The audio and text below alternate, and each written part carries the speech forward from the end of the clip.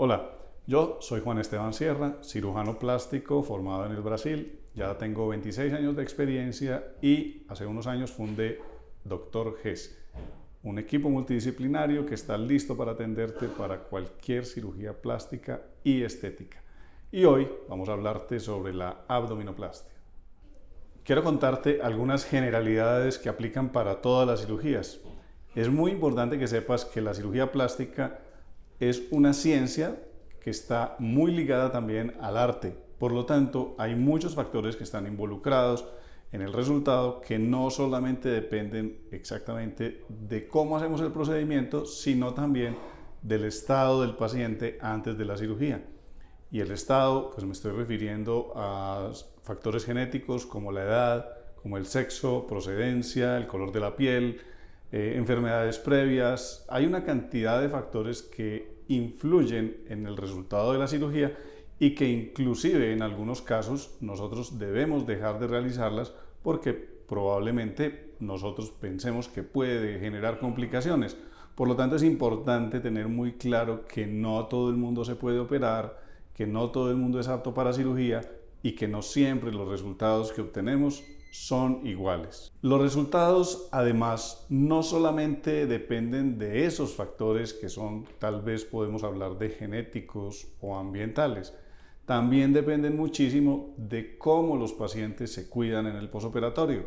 Nosotros podemos realizar una cirugía maravillosa y perfecta, pero resulta que si la paciente no sigue las instrucciones en el posoperatorio tal cual nosotros se las damos, pues los resultados también pueden no ser los ideales. Hay pacientes que en ocasiones presentan una evolución posoperatoria muy atípica, que se ven con algunas complicaciones, y cuando indagamos encontramos que de repente no han seguido las recomendaciones que se le han dado al pie de la letra. Por lo tanto, es muy importante que después de la cirugía sigas muy bien todas las recomendaciones que vamos a darte. Con la cirugía plástica, lo que nosotros buscamos es mejorar algún aspecto que la paciente de repente no encuentra satisfactorio, no está contenta, algo que estéticamente no se ve bien y ciertamente va a mejorar. Pero es importante que sepas que esa idea de perfección que a veces puede existir en algunos casos es difícil de lograr. Nosotros en la consulta te vamos a explicar muy bien cuáles son las reales expectativas que puedes tener del procedimiento para que sepas exactamente qué es lo que nosotros podremos ofrecerte y quizás si tú quieres alguna cosa más, pues de pronto lo pienses mejor porque a veces la cirugía no será suficiente. Bueno, hoy vamos a hablar específicamente sobre la abdominoplastia, también llamada dermolipectomía abdominal o lipectomía abdominal, y es todo lo mismo. ¿Qué significa? Es la retirada de piel del abdomen. Sin embargo, en esa cirugía no solamente retiramos la piel, sino que también cerramos los músculos del abdomen y retiramos grasa.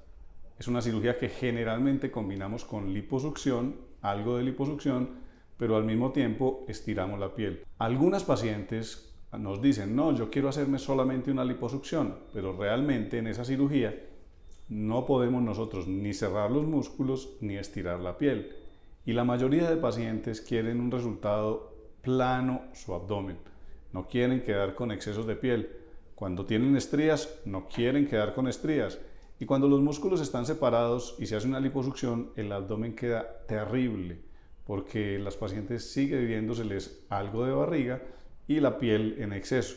Entonces hemos visto con la experiencia que muchas pacientes que se han realizado liposucción quedan insatisfechas y después se tienen que someter a una abdominoplastia. Por lo tanto, nosotros cuando hacemos la evaluación miramos muy bien la paciente, no solamente de pie, sino también sentada para ver si hay exceso de piel al sentarse. Miramos si ha tenido embarazo, si tiene estrías, miramos la calidad de su piel. Entonces todas esas cosas tenemos que tenerlas en cuenta para nosotros decidir si realmente una liposucción le va a mejorar o finalmente tiene que realizarse una dermolipectomía o abdominoplastia. Cuando ya tomemos la decisión, entonces esta cirugía es una cirugía que se hace con anestesia general, tiene una duración aproximadamente de unas 4 horas. Cuando la combinamos con una liposucción en la espalda o inyección de grasa en los glúteos, se demora alrededor de 5 horas. Como dije, anestesia general, Esa cirugía, las pacientes se quedan hospitalizadas en la clínica por un periodo de 24 horas, puesto que es muy importante la observación durante ese tiempo y además el manejo de los analgésicos en el posoperatorio y la vigilancia estricta de los signos vitales. Hay ocasiones que hay pacientes que de repente les hacen esta cirugía en clínicas que no tienen hospitalización, las envían para casa, pero la verdad es que yo no me siento tranquilo de realizar ese procedimiento de esa manera. Prefiero siempre observarlas, dejarlas vigiladas durante 24 horas por un médico, una enfermera y un auxiliar de enfermería. No mandarlas a la casa con un auxiliar de enfermería, no es lo mismo. Entonces se queda una noche en la clínica y al día siguiente se va para su residencia, el lugar donde se esté quedando. Tenemos muchos pacientes que vienen del exterior, entonces se pueden ir al hotel o a donde se estén hospedando.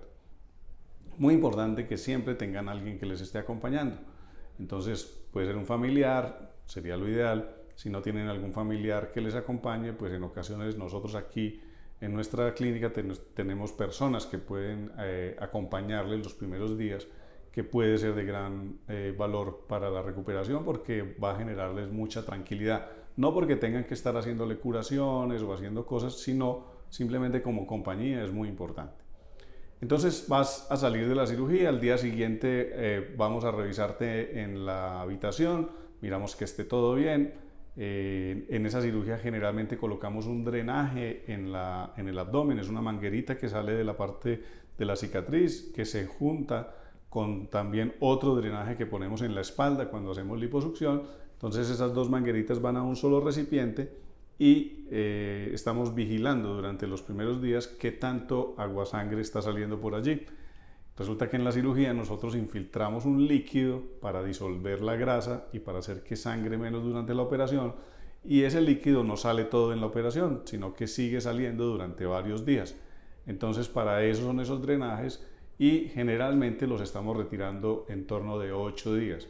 Eso nosotros ya les enseñaremos oportunamente cómo se maneja ese drenaje, pues para que ustedes sepan o quien les está acompañando pues también sepa cómo es que eso se debe manejar durante la primera semana y lo estaremos vigilando. Te vamos a formular también unos medicamentos y esos medicamentos se deben tomar muy juiciosamente durante toda la primera semana con el horario que te mandamos. Generalmente hemos visto que las pacientes que vienen con toda la confianza del mundo pues no tienen mucho dolor, entonces con los medicamentos orales que nosotros les formulamos es suficiente para manejar el dolor. No es necesario utilizar medicamentos intravenosos o intramusculares. Con los medicamentos orales hemos tenido grandes y maravillosos resultados. Pacientes que a veces ni siquiera ese analgésico se lo toman durante el posoperatorio. Entonces van a ser medicamentos más o menos en una semana. Esos primeros 8 días hay dos cosas que son muy importantes. Cada hora te debes levantar a caminar en la habitación. Muy importante, caminar por la habitación durante 10 minutos. No es quedarse de pie, sino caminar. Fundamental. Cuando pase, digamos, todo el día, la recomendación es que estés sentada la mayor parte del tiempo en una silla cómoda, y cuando vayas a caminar debes caminar con el cuerpo ligeramente inclinado hacia adelante y sacando un poquito los glúteos atrás. Nosotros en la cirugía estiramos mucho la piel, por lo tanto los primeros días no te debes estirar por completo, sino que siempre caminar un poquitico agachada. Sentada no hay ningún problema, y al estar acostada la recomendación es que pongas una almohada triangular en la espalda y una almohada debajo de las rodillas, y eso va a ayudar a que tengas una posición cómoda mientras estés acostada. Esos serían como los aspectos más importantes durante la primera semana. No se deben quitar curaciones, no se deben mojar las curaciones, por lo tanto durante esa primera semana estarás sin baño general, sino que habrá un aseo que te debes hacer en las partes principales de tu cuerpo, pero sin entrar a la ducha. Muy importante, porque esas vendas que nosotros ponemos en las heridas ayudan a inmovilizar las cicatrices, y eso ayuda a que el resultado posterior de las cicatrices pues sea maravilloso. Por lo tanto es fundamental seguir esa recomendación. Al día siguiente de la cirugía te vamos a poner una faja, y esa faja se debe utilizar como mínimo por un mes. Hay pacientes que a veces me dicen que si pueden usarla 2 meses, no hay ningún problema. Algunas me dicen que hay amigas que se las han mandado 6 meses, no creo que sea necesario. Yo considero que con 2 meses es suficiente. A veces necesitamos, no siempre, utilizar una espuma o una tabla, no en todas las pacientes. Ya durante la recuperación vamos a observar cómo está tu piel y te vamos a decir si es necesario utilizar esa tabla o espuma o no es necesario.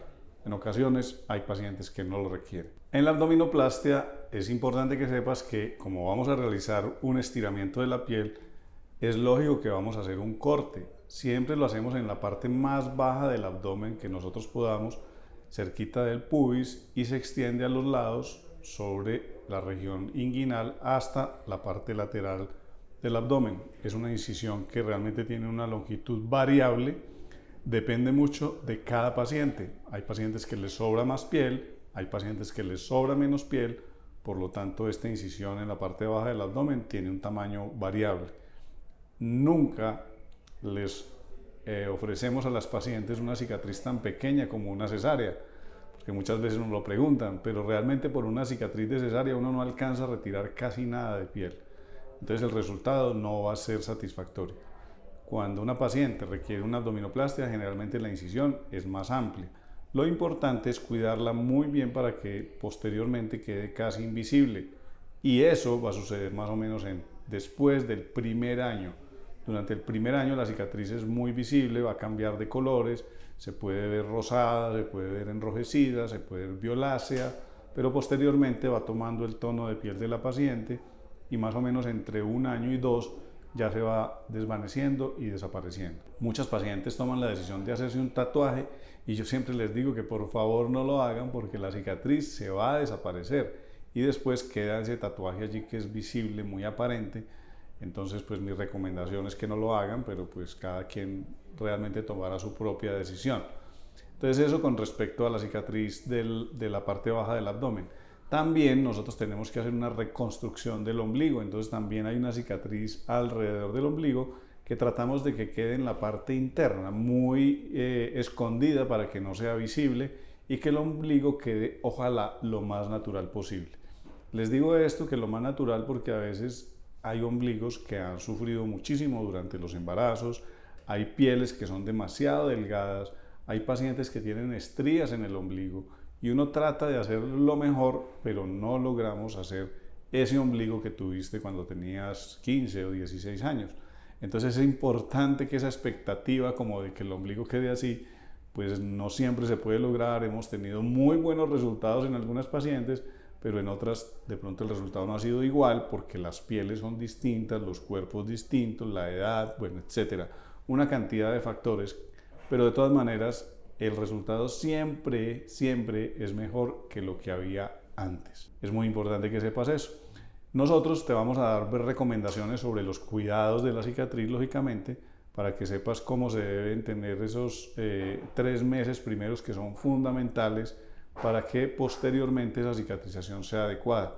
Después de que han pasado 3 meses, si una paciente no se ha cuidado y ha tenido una mala cicatrización porque no siguió las recomendaciones, es muy poco probable que uno logre revertir solamente con el uso de cremas. Por eso es tan importante seguir esas recomendaciones de los primeros 3 meses, que es el periodo de cicatrización donde más crítico es. Y nosotros debemos prestar más atención y más ustedes también las pacientes, pues puesto que es su cuerpo el que están cuidando. Siempre que vamos a realizar cualquier cirugía, nosotros tenemos que hacer unas fotografías preoperatorias a todas las pacientes. Las hacemos generalmente de pie, en varias posiciones, y para nosotros son fundamentales esas fotografías porque nos sirven a nosotros durante la cirugía. Podemos nosotros tener la paciente o el cuerpo de la paciente, la fotografía de pie, que es muy distinto a cómo se ve cuando está acostada en la camilla. Entonces a nosotros nos sirve de guía para saber qué es lo que nosotros teníamos programado, planeado, y a veces podemos también ver pequeñas asimetrías que de pronto no habíamos percibido. Entonces son fundamentales y también son muy importantes porque en el periodo posoperatorio pues nosotros hacemos un seguimiento fotográfico también para ver cómo era ese preoperatorio comparado con el posoperatorio. Es por eso que siempre entonces nosotros debemos realizar esas fotografías. Otras cosas que nosotros también tenemos que hacer antes, que ya las mencioné de pronto ligeramente, pero que son fundamentales, son los exámenes preoperatorios. Siempre que vamos a hacer una cirugía, hacemos la solicitud de unos exámenes básicos. O sea, muchas veces me preguntan, pero me tengo que hacer también un electrocardiograma y una radiografía y no sé qué. Existen, dependiendo de la edad y dependiendo de las patologías, o sea, enfermedades que la persona de pronto haya tenido en su vida, pues nosotros le vamos a pedir o lo básico o algo más de lo básico. Hay pacientes que a veces cuando estamos haciendo la historia clínica nos cuentan que han tenido de pronto algunas consultas con algún especialista de alguna área cualquiera, y entonces si han tenido alguna enfermedad importante, nosotros les pedimos que nos traigan un certificado donde de pronto el médico diga que no hay ningún problema para operarle. O sea, no es que lo tengas que traer desde ya, pero es importante que sepas que si de repente has tenido consultas con especialistas y has tenido enfermedades crónicas en tratamiento, pues que no lo cuentes para que nosotros pues veamos la necesidad de pedirte algún certificado o no. Otra cosa que es importante que sepas, y es que hay unas contraindicaciones absolutas para realizar una abdominoplastia y liposucción. ¿Qué significa contraindicación absoluta? Factores por los que nunca nosotros deberíamos operar a una paciente. Entonces tenemos mucho temor de operar pacientes que hayan tenido enfermedades del colágeno, que sean enfermedades que no han remitido, o sea, que no han mejorado. Por ejemplo, una paciente con una artritis reumatoidea, paciente con lupus eritematoso sistémico, pacientes con esclerosis, pacientes que han tenido cardiopatías importantes, pacientes que hayan tenido trombosis de las extremidades, que hayan tenido de pronto una trombosis cerebral, alguna enfermedad como esa, pues la verdad es que nosotros consideramos que esas pacientes deberían ir a quirófano solamente para realizarse cirugías de urgencias. Entonces es importante que sepas que no es por antojo, no es por capricho, sino que es por seguridad. La cirugía plástica es una cirugía preciosa, hermosa, divina, maravillosa, pero nosotros siempre queremos tener pacientes saludables y sanas en nuestro quirófano. Algunos factores nosotros podemos controlar, porque también ahora me van a decir, no, doctor, es que yo tengo hipertensión, es que yo tengo un poquito de diabetes, no sé qué. Entonces, si están en tratamiento y están controladas esas enfermedades, la persona se puede operar. O sea, yo he tenido pacientes con diabetes controladas, con insulina, con todas las regulaciones de sus exámenes permanentes, y se le hacen exámenes durante la cirugía, y esas pacientes han salido perfectamente. O pacientes hipertensas, presión alta, que vienen tomando medicamentos y están controladas, también se pueden operar. Pacientes que tienen problemas de tiroides, pero que están también tomando medicamentos y están controladas, también las podemos operar. Entonces, por eso es importante hacer una historia clínica y saber pues cuáles son las enfermedades que has tenido, los especialistas que has consultado, para que nosotros pues podamos decir si eres apta para hacer la cirugía, o quizá deberías corregir algo para poder llegar a ella, o definitivamente no deberíamos realizar esa cirugía. He mencionado que esta cirugía se hace con anestesia general, y muchas personas, quizá una de las cosas que más temor le tienen pues es a la anestesia.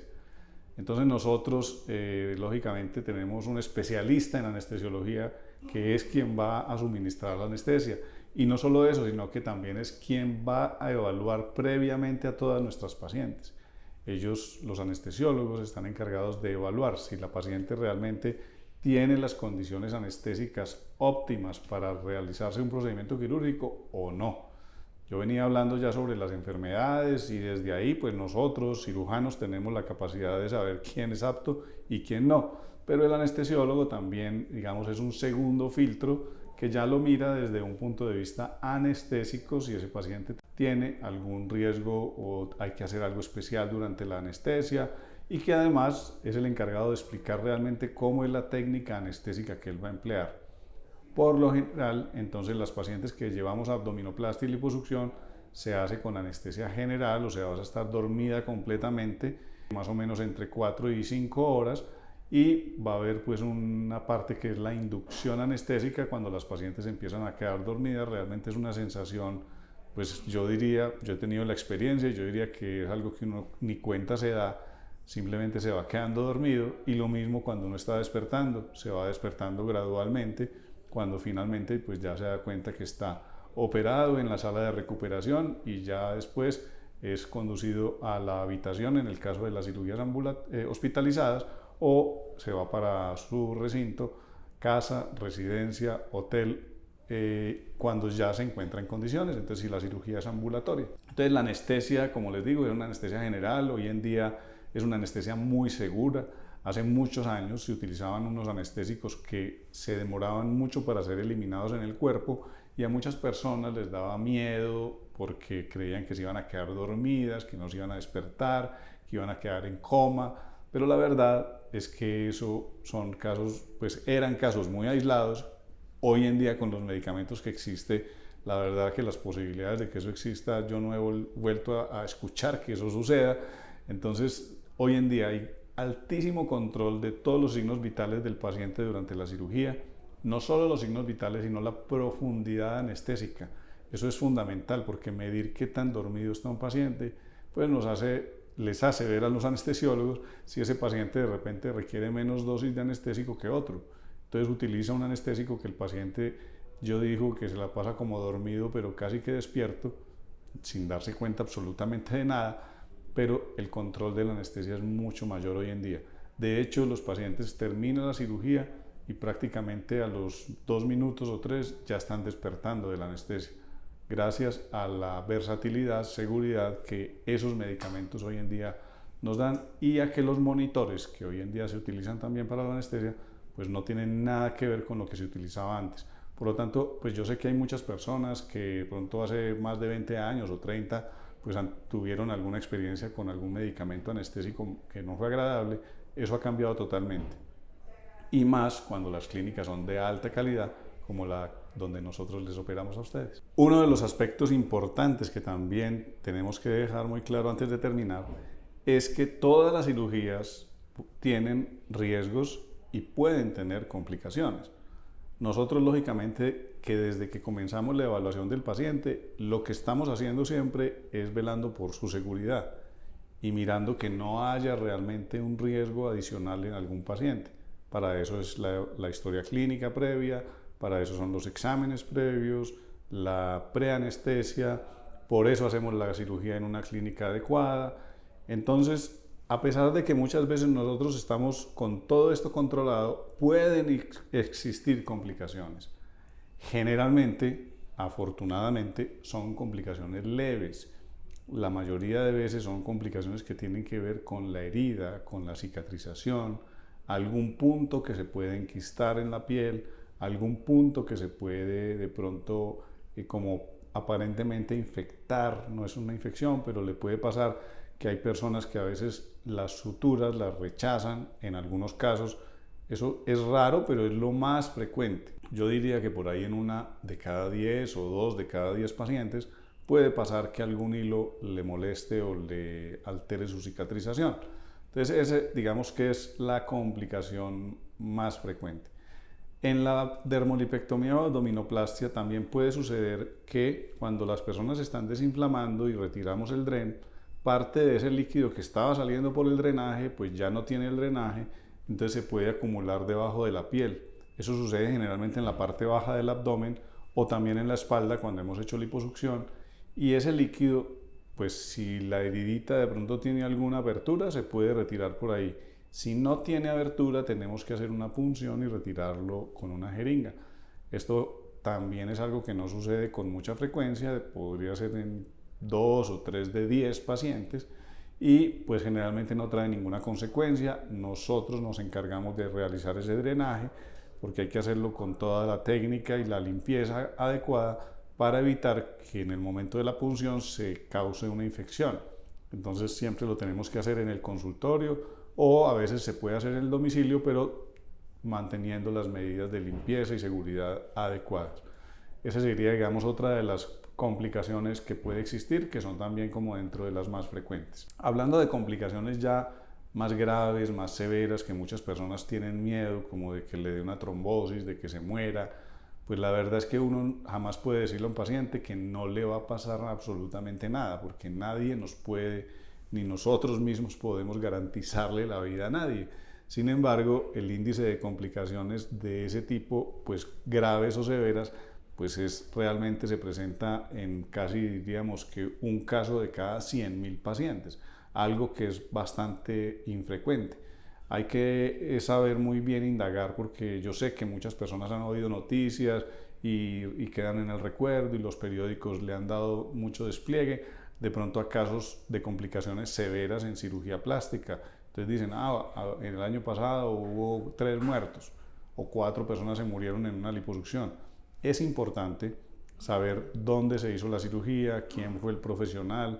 Hay que indagar una cantidad de cosas: qué tipo de paciente era, si fue evaluada antes, si le habían hecho exámenes, porque muchas veces se ha encontrado, en muchos casos, que quizás se pasaron por encima algunas de las normas de seguridad que yo ya les mencioné a ustedes anteriormente.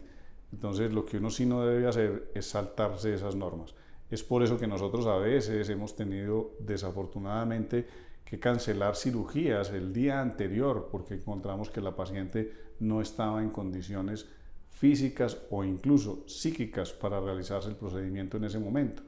Solamente con esas medidas nosotros logramos tener seguridad a la hora de realizar el procedimiento. Por lo tanto, son cosas que se pueden presentar, son muy raras cuando se hacen en manos y en clínicas idóneas. Hay que indagar cuando se escuchan esas noticias y nosotros nos vamos a encargar, eso sí, de tener todas las medidas de seguridad, de disminuir los riesgos, ojalá al mínimo, para poder realizar la cirugía con todas las medidas de seguridad que requiere y que nos dé a nosotros y a ustedes toda la tranquilidad. Bueno, ahora que has llegado hasta acá, pues ya has leído toda la información que teníamos para darte de tu cirugía, pero aún quiero que tengas en cuenta una cosa muy importante.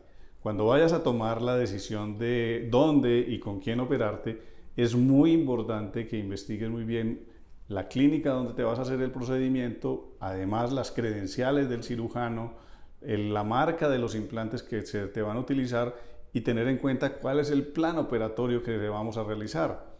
Esos 4 factores son fundamentales. Hablando específicamente del médico, primero piensa que debe ser un cirujano plástico certificado. Verifica que sea de la sociedad nacional correspondiente al país de donde tú estás consultando. Si estás en Colombia, Sociedad Colombiana de Cirugía Plástica, busca la página web, busca el nombre del cirujano y mira que ese cirujano ojalá pertenezca a esta sociedad. Igual si estás en cualquier otro país y te vas a hacer una cirugía, mira que tu cirujano pertenezca a una agremiación importante con trayectoria de muchos años, porque hay sociedades que a veces aparecen de la nada y no son lo suficientemente idóneas como para que la persona pueda tomar una decisión. Así que ten en cuenta eso sobre el cirujano. Otra cosa importante es que busques referencias de ese médico. Hoy en día es muy fácil tener referencias a través de las redes sociales y quizás escribirle a alguna paciente de ese médico y preguntarle cómo fue su experiencia. Es importante que te documentes muy bien y que también evalúes cuál ha sido la empatía que tienes con ese médico, cómo te ha parecido, cuál es tu feeling, ese sexto sentido que de pronto te dice que sí estás en el lugar correcto o no. Me ha pasado muchas veces que hay pacientes que toman una decisión errada y dicen, sí, yo sabía que algo no estaba yendo bien. Pues no sigas adelante, verifica qué es lo que debes hacer, busca otras opiniones que no sean demasiadas, porque también he tenido pacientes que van a 10 cirujanos, tampoco es necesario, pero de todas maneras verifica mucho esa parte del cirujano que es fundamental. Segundo, verifica muy bien también la clínica. También puedes investigarlo por internet, mirar el nombre de la clínica, si realmente cuenta con los certificados de la Secretaría de Salud del departamento, del país, del municipio, si tiene alguna certificación. Es importante saber si esa clínica cuenta con todos los avales para poder realizar procedimientos de la envergadura que se te va a realizar. Si tiene de repente hospitalización, sería interesante para procedimientos que sean más extensos de 5 a 6 horas, es importante que tenga hospitalización, eso es bastante valioso. También mirar que realmente cuente con todos los recursos a la mano para atender cualquier emergencia. No es necesario que la clínica tenga cuidados intensivos, nosotros realmente en cirugía plástica no es un requisito, sí lo es para cirugías de cráneo, de corazón, otras cosas, pero para cirugía plástica no es indispensable. Entonces verifica muy bien el tema de la clínica, pregúntale a tu cirujano si realmente esa clínica tiene trayectoria, tiene los certificados y así vas a estar mucho más tranquila. También esa cita preoperatoria en la cual se hace una evaluación, que puede ser virtual parcialmente o presencial, es importante también que veas que hay un plan, que en tu cirugía se ha elaborado un plan y te han dicho realmente eres idónea para hacerte la cirugía porque tus exámenes han salido bien. O sea, realmente que te hayan hecho una evaluación médica. No es solamente decir, me quiero operar esta parte de mi cuerpo y el cirujano me dijo sí y ya vamos para quirófano. No, hay que hacer unos exámenes, hay que ver si el paciente está adecuado para hacer la cirugía, si es el momento adecuado, porque a veces hay alteraciones de pronto familiares, sociofamiliares, culturales, que pueden estar afectando emocionalmente a una paciente y no sería tampoco el momento idóneo para realizar una cirugía. Entonces, ese plan operatorio que se hace y que permite decir que sí se va a hacer la cirugía o no se va a hacer la cirugía es fundamental antes de tomar cualquier decisión. Por lo tanto, espero que al terminar de leer y de ver este video y de leer todos los documentos que te hemos enviado, pues tengas la suficiente información para tomar la mejor decisión y que todo en tu cirugía sea un total éxito.